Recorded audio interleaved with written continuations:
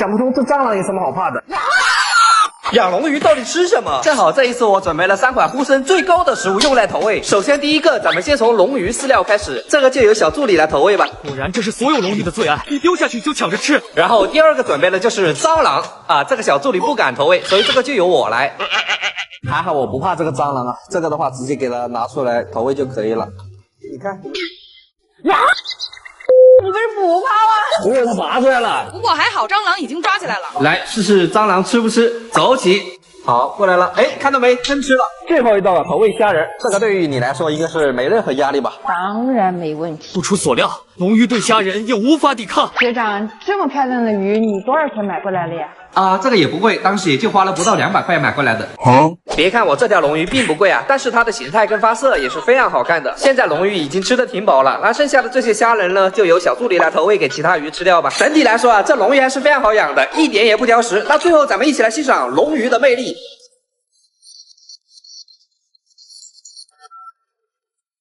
今天网络热门怪鱼事件，奇葩事件。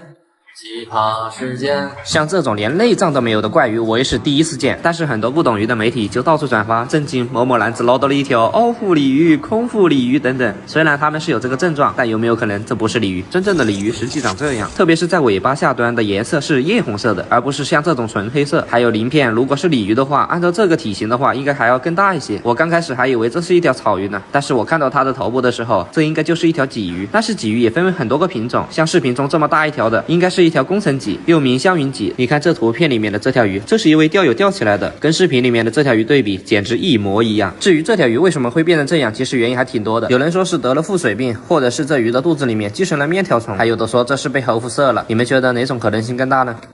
万般的努力，只为出人头地，低头弯腰。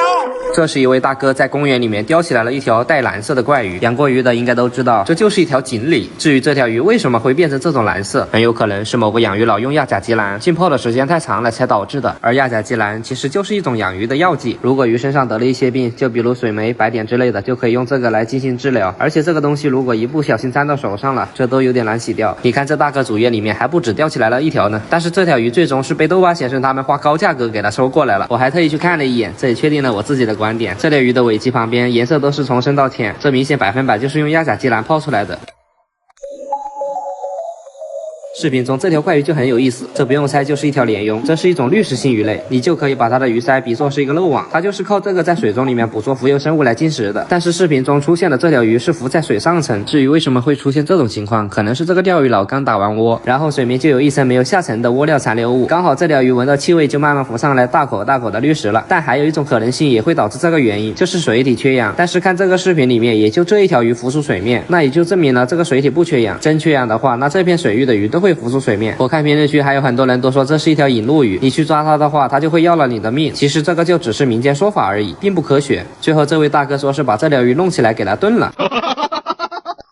难受啊，今天的损失真的是太大了。但幸运的是，还有一部分鱼是救回来的。这一次的水体破坏，整个鱼缸都要进行消毒一遍，又不知道这些还活着的鱼能不能撑过今天晚上。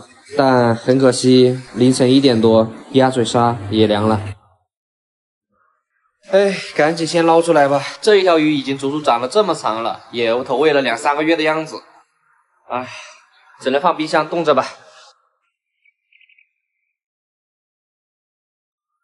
上次救回来的鱼，现在都怎么样了？很幸运啊，这些鱼的状态目前还非常良好。昨天我们就把这个鱼缸已经全部都消毒了一遍，现在材料也全部都到货了。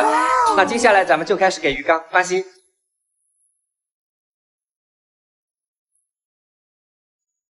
那猫兄也正在帮我监督啊。从之前的这副模样翻新之后，整个鱼缸看起来干净太多了。前后也弄了1个多小时啊，终于给它弄好了。这个效果真的是特别棒。经过1天的等待，鱼缸水温也升起来了。二话不说，现在就把这些猛鱼换到下面的鱼缸。哎呦呦，下去。从此这缸鱼又回到了曾经生机勃勃的模样。好了，现在就已经把昨天救起来的鱼全部都放下去了。现在呢，咱们再带你们去看个好东西，走。这一次我又准备重新开始养条食人鱼了。想把这条小食人鱼给它养大，我感觉这是个漫长的过程，所以呢，从现在开始就要不断的给它喂饭吃。但是呢，现在我都不知道这条食人鱼到底是哪个品种啊，因为这么小是根本看不出来的。至于长大之后是哪个品种，这就真需要过段时间再来给大家分享。你们知道现在我这个工作室有多少个鱼缸了吗？今天带你们来经历一下，先从这些小的鱼缸说起吧。这里面都是养的一些热带鱼啊，除了这一条蓝兽以外，上面的大鱼缸还不能公布。下面的这个鱼缸呢是用来养鳄龟的。这个是一个雷龙缸，里面是养的一条眼镜蛇雷龙鱼。这个鱼缸的话还空在这儿，你们说该养点什么鱼呢？还有就是我这个工作室里面最大的一口鱼缸，这个是溪流缸，是模拟外面的这种环境打造的鱼缸，里面的话都是一些原生鱼，这个特别好看。像这种原生鱼啊，是叫做虾虎鱼啊，具体是哪个品种的虾虎鱼我都忘了。然后这一个就是我自己做的高达鱼缸，上面躺了一个高达，这是战损版的，里面养了一些河豚，还有一些黑尾大钩。不知道你们觉得这个鱼缸好不好看？反正我觉得是 very good 的。旁边的这个就是海缸，这个我就不用多介绍了，里面全部都是养的一些海洋生物。不过这个就有点特殊了，这是一个仿生态缸啊，就是模仿雨林，有陆地有水流的这样的一个环境。你们看多么的哇塞，这个大家应该都熟悉，这个就是用来养猛鱼的。这么多鱼缸，我始终认为还是这个古法鱼缸最合适我，因为不需要怎么换水，只需要加点水就行了。还有这里一堆小鱼缸啊，都没怎么养鱼，差点忘了，其实这里还有一口大鱼缸，这里面才养了4条鱼啊，这些都是冷水鱼。好了，最后把手机横过来，一起来欣赏一下。